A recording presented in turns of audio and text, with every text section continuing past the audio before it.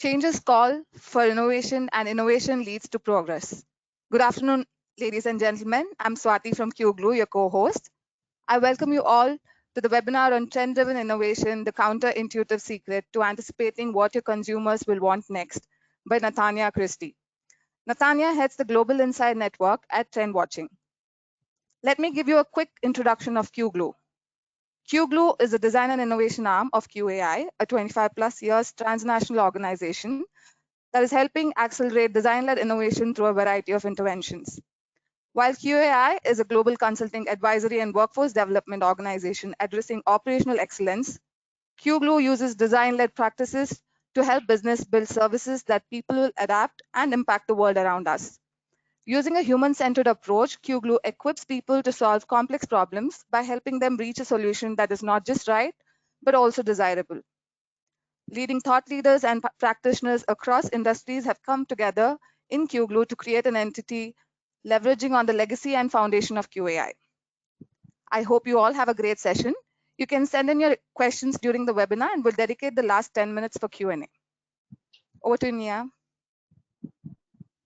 All right, thanks so much, Swati. Hello, everyone. Thank you all for tuning into our webinar together with QGLUE on trend-driven innovation methodology.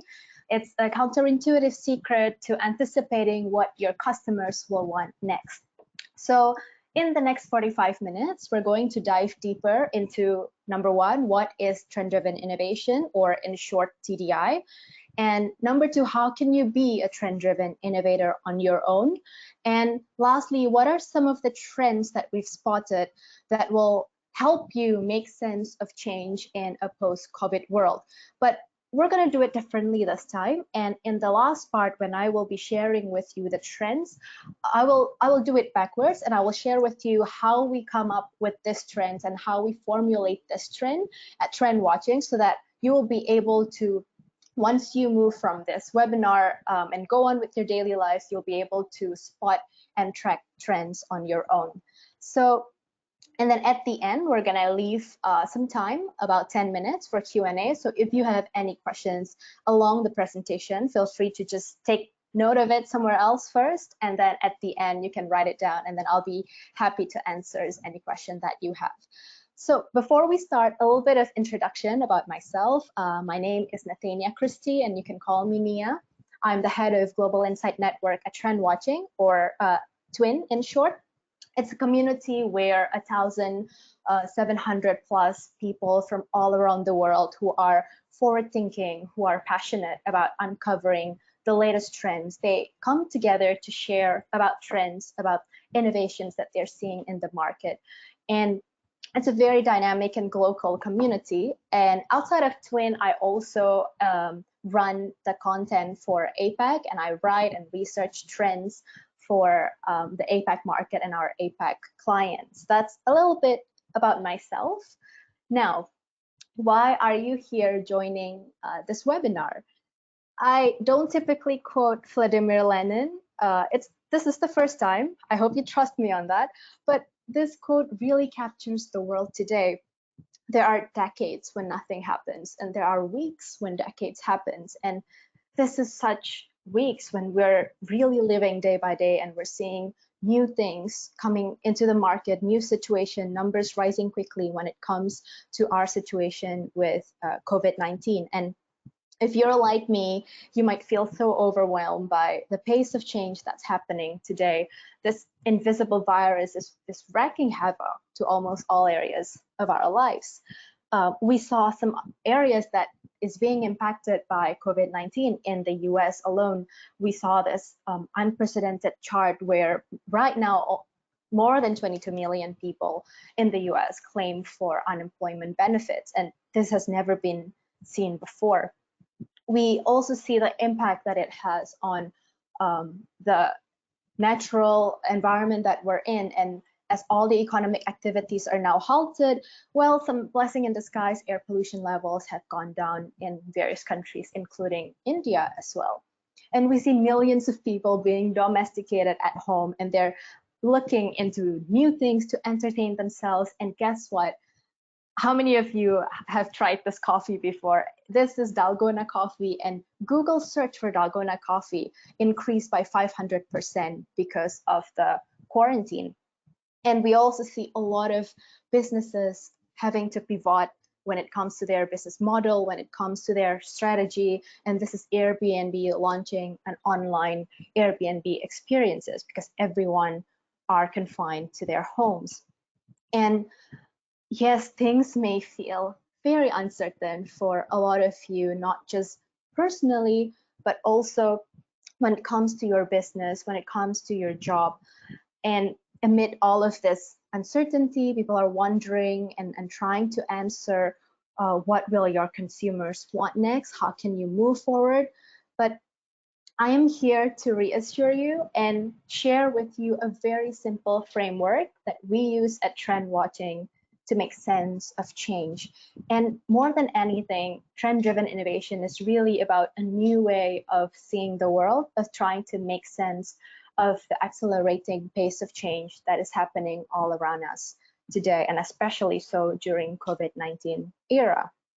So before we move forward, it's good to have a little bit of introduction, just a very short one about TrendWatching, who we are and what we do, so that we can set the rest of the presentation in context. So TrendWatching, we are founded in Amsterdam back in 2002, and right now we have teams in Berlin and in Singapore and in New York. We have an innovation of the day newsletters that go into 100,000 plus business professionals every morning. And really this is all about giving you just one innovation each day, and how can you unwrap this innovation and think about how you can apply it in your own business. So just one innovation to keep you engaged, to keep you up to date, to keep you motivated to start innovating on your own. And that is free. So you can go and subscribe to that.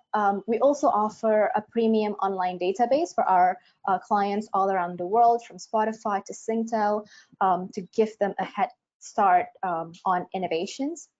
We also do a lot of live engagements, and right now, of course, it includes online keynotes and workshops and events. And everything that we do is powered by TrendWatching Insight Network, and that is our global community that I mentioned before. And via Slack, we all share and contribute different innovations, and we do trainings for our members in Twin as well. And of course, we continue to innovate within our own space as well. And these are just some of our recent initiatives. We have a business of purpose community that you can be a part of. We just launched recently COVID innovations, where we park all of the innovations that are related to COVID-19. We are in the midst of working towards launching our TrendWatching Academy, where you can learn more about how you can spot trends, track trends, and run with trends to create your own innovations.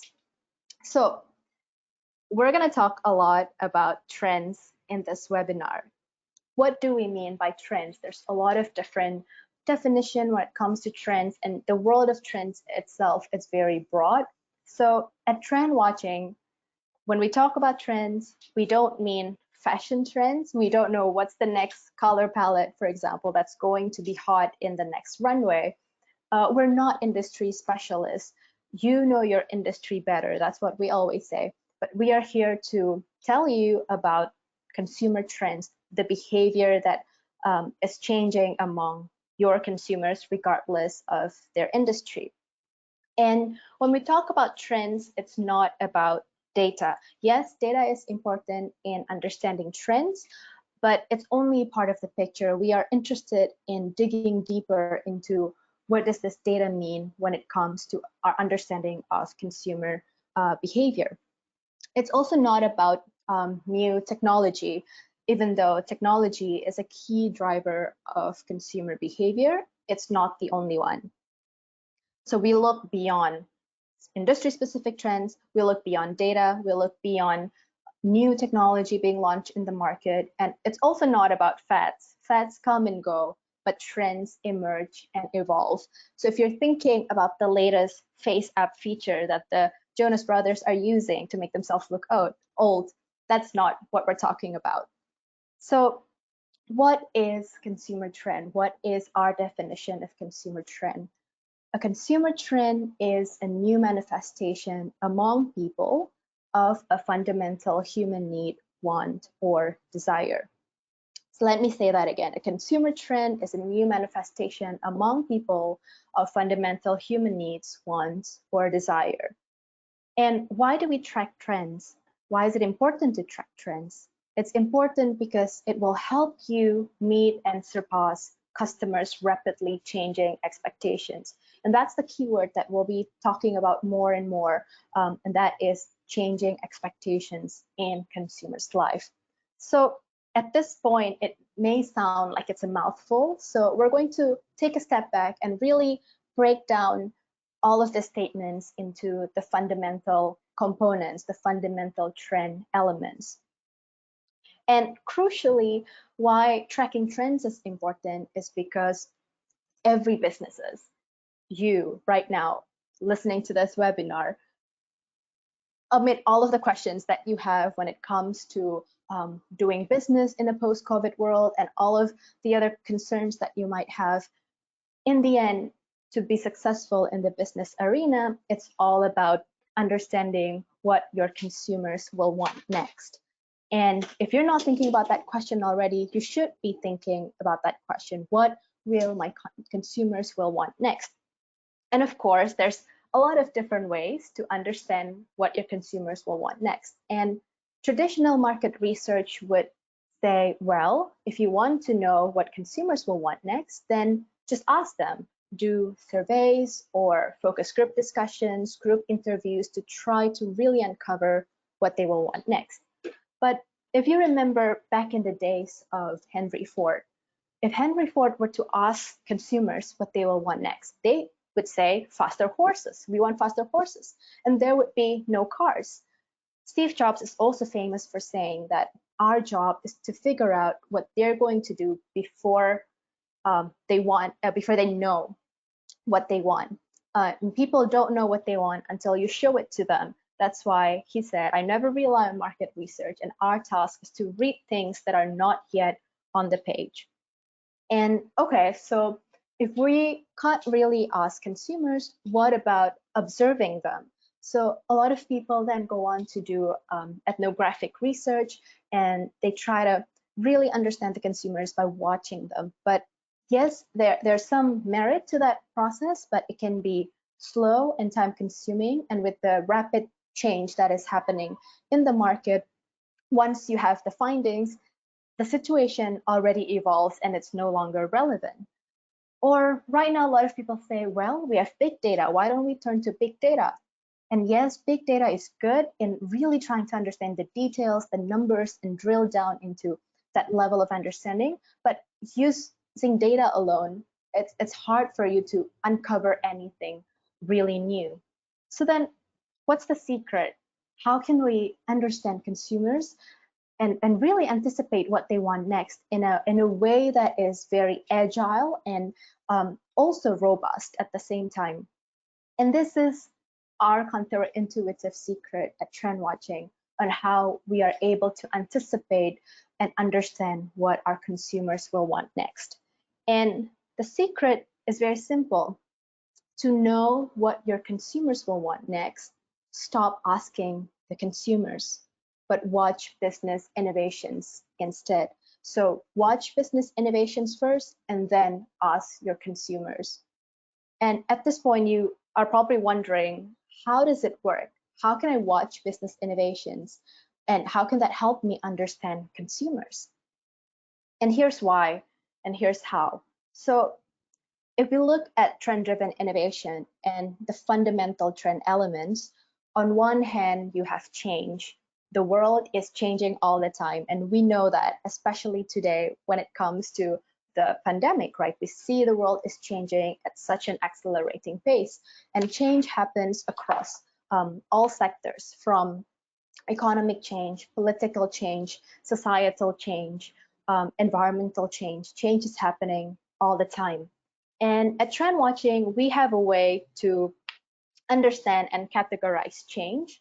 And on one hand, we can look at change in terms of shifts, and shifts are a long, slow-moving currents that changes over time. And these are some examples of shift: aging population, AI advances, brand purpose, climate crisis.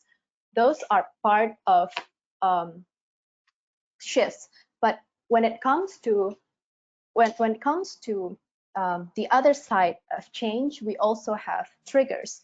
And triggers are short, snappy. They are one-off incidents that really, as the name suggests, trigger people into action. So you can understand drivers of change by looking at shifts and looking at triggers. And so that's one component of the fundamental trend elements. On one hand, the drivers of change. But on the other hand, we always say at TrendWatching that we are the same old people, we are the same old humans with the same old basic needs. And yes, even though the world is changing all the time, we have to remember that as humans, we have very deep, very basic needs that don't change year on year, century to century, decades to decades, and they're what makes us human. And this is very powerful in helping anchor ourselves when it comes to understanding consumers. So what are some basic needs that revolves around the consumer's life? It can be the need for authenticity. It can be the need for belonging, the need for collaboration or community. These are some basic needs that you can consider when you think about this fundamental trend elements. And something interesting happens when change bumps again core human needs, because then there will be tension, because now people are looking at their basic needs and they're looking at change and they expect, how can I satisfy this needs in a new way? How can I satisfy this need by taking into account all this change that is happening around me?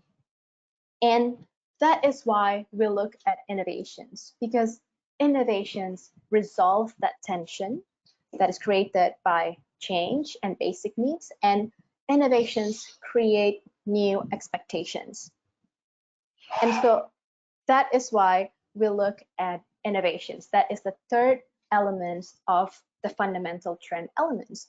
We look to innovations because, number one, they help us to see new ways of serving our basic needs. But the second thing why we look at innovations is because innovations that are really exciting, that are really novel, they will create new expectations for people. And so lastly, we want to analyze what is the emerging expectations that come out of those innovations that we are seeing. For example, Spotify.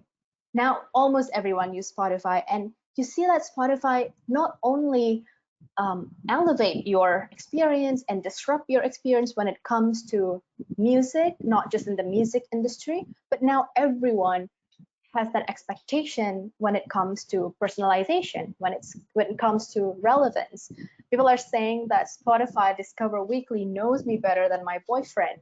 And so that kind of expectation doesn't look at industry boundaries. So you could be an F&B provider, you could be someone in retail, and your consumers can look at Spotify and ask yourself, can you deliver that kind of relevance for me? Can you deliver that kind of personalization for me? So the thing about new expectations, about emerging expectation that comes out of an innovation is that it will transfer across industry, across region, across consumers, demographic groups. And we see that one other example from subscription, for example. We saw this Dollar Shave Club in the US that are providing subscription for cheap razors. And we saw how this transfers to F&B. In Singapore, there's now a coffee subscription called Perk. So you don't have to do anything. It's very convenient, delivered to your door, freshly roasted, and you get it and you can consume it right, maybe a 2 days delay after it's being roasted. And we see the same expectation of subscription, of having personalized convenience service transfer across to fashion. Now with style theory, you don't need to buy clothes anymore, but you can subscribe and rent the runway with style theory. And we have, of course, Rent the Runway in the US as well. And it gets transferred again to automotive industry. And this ad by Volvo captures it really well. It says that you used to buy music too. So you see how all of these expectations are being transferred across industry. One innovation, powerful innovation, setting expectation, raising the bar, and then it gets transferred across. I'll give you another example to illustrate this concept of expectation transfer. If we take a look at Instagram, Instagram creates that expectation on self-expression. Now you want to be able to express yourself and show other people how colorful your life looks like. And how does that transfer across industries that you wouldn't think about? Of course, F&B is still very closely related. Now people are offering rainbow food, be it toast or frappuccino, donuts, all sorts of food. It has to be Instagrammable because you want to express yourself. And F&B players will now have to reimagine their offering. We also see that happening in travel. Travel now has to be Instagrammable as well. You want to portray yourself, express yourself as enjoying your holiday in such destination. It's really cool, even though maybe the reality is different than your expectation. But it doesn't matter as long as you can express yourself through Instagram. And we see that transferring even to industry like packaging. So what you're seeing here is a packaging that is printed in reverse so that it's perfect for mirror selfies. So even packaging are being disrupted as an industry. We see games being Instagrammable. So now you can take a selfie in your game avatar, in your game, and then you can post it on Instagram. And we see how this is impacting individuals like Kylie Jenner at 21 because of her Instagram. She's now America's billionaires. And of course, you can argue whether or not she is self-made, but you see the point that expectations, innovations create expectations, and that is being transferred across. One last example for you to consider is the ripple effect. And this is a concept that we borrow from someone in Deloitte. He was present in our event, and he said that if you consider the innovation that is shared electric scooter, right now they're popping up everywhere. It's now already being regulated, but think about that innovation for a while and consider the effects that it has on other industries. Now, because of that innovation, it's impacting property prices because usually property prices can command a premium if it's located near the train station. But now, because you can ride an e-scooter, it's more convenient. You don't need to stay near a train station. And you see that prices that are further away from the train station can also increase because of that. And you see how it's affecting retail traffic. Because right now, maybe it's more convenient for you to ride on your e-scooter to get your groceries rather than buying it online. It's so much faster. And so traffic volume could be impacted by this ripple effect. And we see countries like Bolivia, whose main source of GDP is by producing lithium. Because you need lithium for the batteries for e-scooters, it's affecting their GDP, and maybe it could affect foreign policies as well among countries. And we know how dangerous this e-scooters can be. It could potentially maybe affect your insurance premiums as well. And so what I'm trying to say with all these three different scenarios, with the subscription service from Dollar Shave Club to automotive, from Instagram, the expectation of self-expression, all the way to the ripple effect that is caused by the e-scooter shared service, is that consumers live in an expectation economy. And so that means that your competitors are the best in class, whoever they may be. So you need to look beyond your own industry. You need to look across innovations across categories and really understand and ask yourself, what are the expectations that are being created because of these innovations, and how will this transfer to my door? It can be sooner than you think. So look at Spotify and consider how you can offer similar service when it comes to relevance.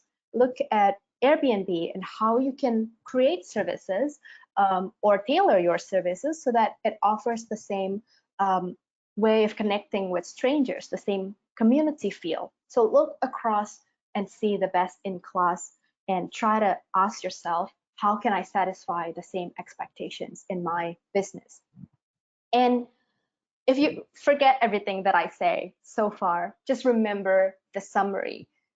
This is a summary of the trend-driven innovation framework, a new way for you to see the avalanche of new business, new services coming into the market, especially today, and ask yourself, how can I navigate this time? And basically, if I can explain to you again and summarize this diagram, on one hand, yes, you know the world is changing all the time, but don't forget that consumers' needs stay the same. And so when there's a gap between what consumers are seeing because of the change and the way they want their needs to be satisfied, you see on the top that there is an expectation gap. You want to address that gap. And by addressing that gap, you will hit the sweet spot with your innovation. But if you only look at the drivers of change and you try to innovate, you try to make sense of innovations, you will only come up with novelties, with fads. They're exciting, they're interesting because they take into account probably the latest technology, but then they don't serve consumers' fundamental needs, so it will quickly come and go. On the other extreme, if you try to create innovations that targets people's basic needs, the need for belonging, the need for connection, but you don't take into account how the world is changing, you don't factor that into your innovation process, and that means you're just creating more of the same. So remember that diagram, take a screenshot if you want to, and get back to your team and ask yourself, ask the team, how can we innovate on the sweet spot that addresses the drivers of change that we're seeing, but also targeting consumers' basic needs.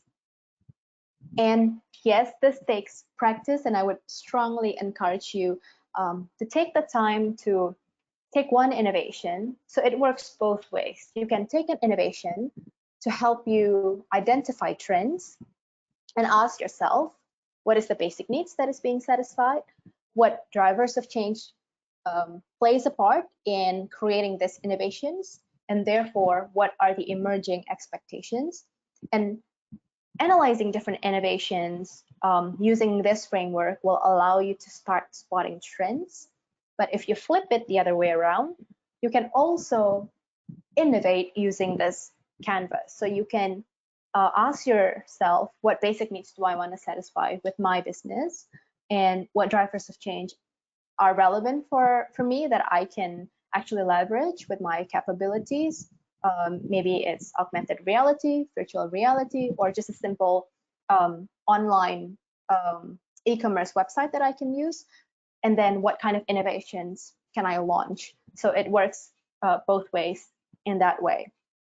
So let's take one example, and here I'll show you an activity where we break down an innovation and understand what is the emerging expectation for consumers. For example, if we look at Grab, it's a ride-sharing service in Asia. And yes, Grab now has evolved to have a lot of different offering, but let's take a look particularly at Grab Car. So if you ask yourself, what is the basic needs? What are the basic needs that is being satisfied through Grab Car? It could be the need for convenience, because now you don't have to wait for a taxi for 10 minutes. You can simply use the app to book. And it's also the need for efficiency, the need to have a service that is hassle-free. And if we take a look at the drivers of change that is being satisfied, that this innovation is riding on, it could be smartphones, the proliferation of smartphones, because without it, consumers don't even have the means to book Grab Car in the first place. It could be the rise of sharing economy. And why is that important? Because if there's no other sharing economy services, you wouldn't trust yourself to step into a stranger's car. So that economy needs to be established in the first place. It is a driver of change, a shift, to be exact, that plays a part into the launch of that innovation. And along with it is a new social dynamics and increased trust towards strangers. So then what is the emerging expectation from this innovation? It could be that now there's an expectation for mobile on-demand service to be delivered by peer network instead of a top-down from institution to yourself, but it's more equal, it's peer, wherever and whenever.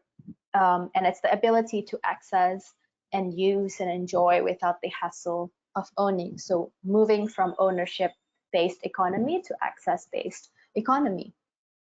And after you try doing this for different innovations, for example, if you're seeing the newly launched, not so new anymore now, but Jewel Changi Airport, for example, ask yourself, why is there such innovation? What basic needs are being satisfied through that innovation? What drivers of change gives rise to that innovation?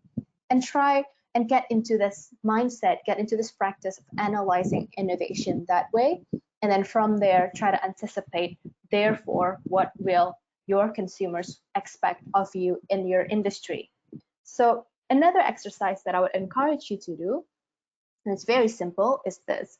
You take that emerging expectation from an innovation that you're interested in or you think is affecting your market in a very big way, and then see how that innovation transfer across industry and eventually reach your door.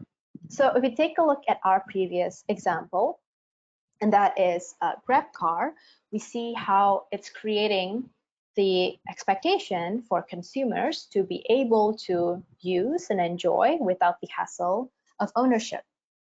And so this is an example that we did with our client in the print and supply business. They want to unlock trends and use that to innovate, but they were struggling. And so after this exercise, they come up with some ideas, and we use some other industry to just get their mind to warm up first. So for example, from Grab, we see how it's being transferred to fashion. You saw that earlier, the ability to use and enjoy without owning through style theory in the fashion industry. We saw how it's also being transferred to beauty and personal care. And this is in China, where you can actually rent makeup. There's makeup booths that you can just go into and unlock with your smartphone, and then you can start putting on your makeup if you suddenly have like a sudden interview or a sudden date or whatnot. Of course, the hygiene factor is questionable, but there is such an innovation. We saw how that transferred to media and entertainment with Spotify. And so after that, you start asking yourself, what does it mean for print and supply? So they came up with this idea. Maybe they could create a shared 3D printer service, because that is expensive for startups and SMEs who otherwise wouldn't be able to afford them. So again, start easing into this mindset of breaking innovations into its fundamental elements, and then ask yourself this series of questions, use the canvas, and start innovating. And why this exercise is important, even though it's simple, it's because it helps you to look beyond the ridiculous. Because when we look at innovations, it's so easy to view it in the frame of our own preferences, of our own beliefs, for example, and we quickly dismiss an innovation as ridiculous, as unnecessary. But remove yourself from that picture and ask yourself about the emerging expectations. And so it helps you to look beyond the ridiculous. It also helps you, and this is what you need to do, is to look beyond a single failure or success of an innovation. Because yes, an innovation can fail, but it's due to many factors, such as poor planning, poor budgeting, for example, or something wrong with execution. But the expectation is there to stay. Once consumers see that innovation, they will start to have expectations on your business. And here's also a moment to tell you that at TrendWatching, we don't have the crystal ball. It's not about telling you in the future consumers will be like this and that, but this is something that you yourself can walk away with. You yourself can be a trend-driven innovator when you put on that hat, when you put on that perspective of analyzing innovations and using that framework to anticipate what your consumers will want next. So at this point, we've understood what trend-driven innovation is all about and what are some of the trend fundamental elements. And you might be asking, okay, so I now know how I can analyze innovations and look at innovations to understand consumers, but we see innovations every day. There's so many innovations. How do you track them and how do you move from innovations to trends? And here's what I will share with you. This is a framework. This is a trend architecture that we have at TrendWatching. So innovations are always our unit of analysis. We look at innovations across markets, across sectors, and we ask ourselves those questions that I've explained to you earlier. And once we see similar expectations from, say, 5 or 8 different innovations, it begins to form a pattern, and that pattern is what we call a trend. So trend essentially is patterns in changing expectations, or new ways, pattern in seeing new ways to satisfy people's basic needs. So innovations, and then we move on to trend, and we also further categorize the trend into various mega trends. And if trends are more transient, they change probably every year or two. Mega trends are more slow moving. They are big themes that define consumerism. And this is how we categorize our trends. And this is a trend framework that we use at TrendWatching after spotting trends for 15 years or more. So we have 16 mega trend, and we categorize the mega trend based on the fundamental human needs that is being satisfied through the trend or the innovations. So it's more internal. And then on the other spectrum, we also look at the big forces that shape consumerism and business. So for example, you see that status seekers there. It's all about people's need to have status, to have a certain social standing. And there's many ways, many trends that can be categorized under it, and also many innovations that fall under it as well. And betterment, for example, it's all about consumers' needs for self-improvement. And that could be about their mental well-being. It could be about their improvement when it comes to productivity. And so innovations like wearable devices, tracking devices would fall under there, and so on and so forth. So if you're interested in this, you can reach out to me and then I'll be happy to share more with you.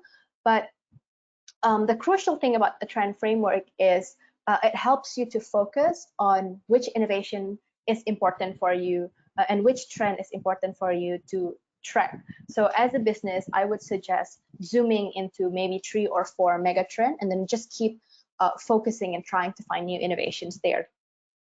So this is what I said earlier. For example, status seekers is all about the never-ending pursuits of status, and some of the trends under status seekers could be status stories or skills or virtual experiences. And now, so we first know how to spot trends. We now know how to track trends and categorize trends. Let's see it in action. How can you practice to be a trend-driven innovators?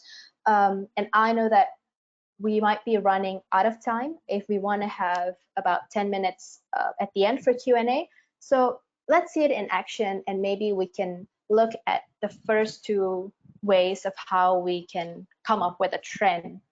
So there are many ways to formulate, to understand a trend according to the different fundamental trend elements. So you can start with seeing innovations and then ask yourself, what drivers of change, what basic needs, what emerging expectation? Or you can start by asking yourself, what is a drivers of change that is happening right now in the market? And therefore, how can I see innovations that are backing this change, and therefore what is the trend. Or you can start with the basic needs. Maybe right now when people are quarantined in their homes, how can they satisfy their need for connection? How can they satisfy their need for entertainment? So you can ask yourself those questions and then see how the research process goes and how you can come up and start seeing the trend. So let's see and go through the first approach. So two innovations and how we come up with a trend from those two innovations. For example, we saw just a month ago, Taobao Live in China. It's an online retailer that is offering a streaming service, and they help to boost the farmers' income by helping them to turn their fields into live streaming studios. So the idea is for them to be able to connect with people in the city because they live in rural areas, and through live streaming, then people are able to watch shows about their livelihood, about how they farm their produce, and then because of that, then they are able to buy the produce because otherwise they wouldn't have access to that kind of knowledge, that kind of livelihood of the farmers, and then that boosts the farmers' income. And also about the same time, we saw this other innovation, and this is from JD.com. So JD.com partner up with an alcohol brand, and they created this live online clubbing experience where you can come together, it's live stream, and then you can enjoy a clubbing experience with them. And yes, on first glance, it might seem different that one is about agricultural products and the other one is alcohol brands, and you won't relate the two. But actually, if you ask yourself what basic needs these two innovations satisfy, you will come up with this observation, with this trend that we call shop streaming. And it's all about the evolution of e-commerce by combining shopping and elements of live streaming. And that is going to fundamentally rewrite the rules of online commerce. And then we ask ourselves, what are some drivers of change that contribute to this shop streaming trend?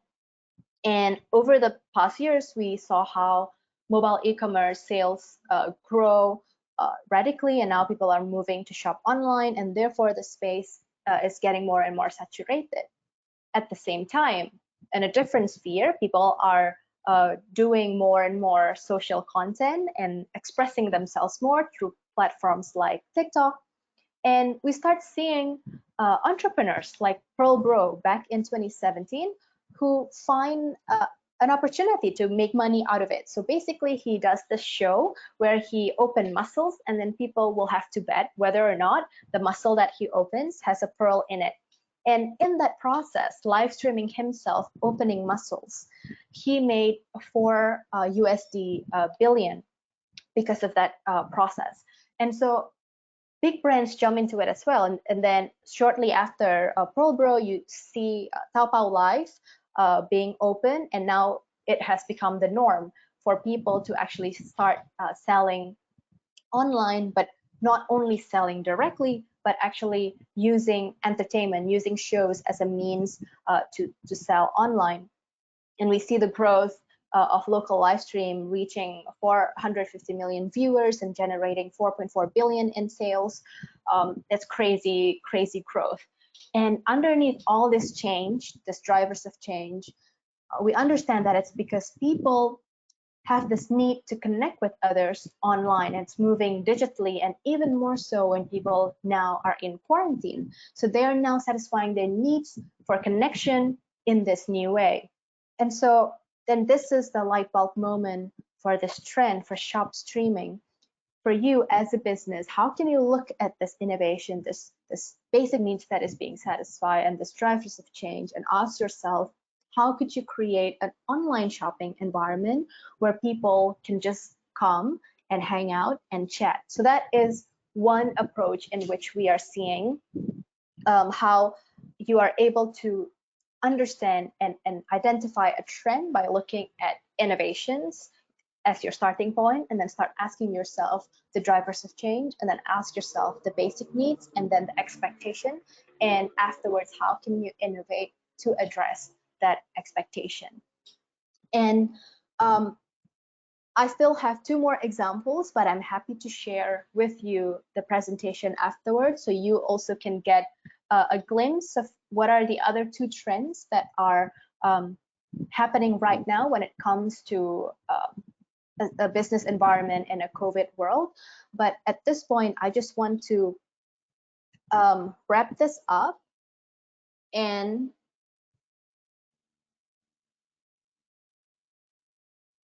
all right, and remind you again of this big overview when it comes to trend-driven innovation.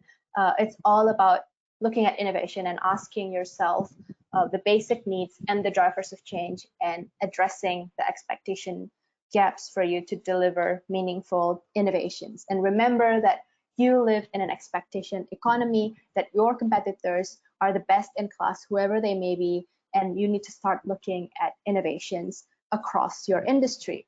And remember that with this mindset, you now have the power to set new expectations in your industry and launch meaningful innovations for your consumers. But it's not enough to just know trends. You need to apply, you need to experiment, and you can start by maybe getting a hand on this book, our book, Trend Driven Innovation, or even just using the canvases that we have that is available online.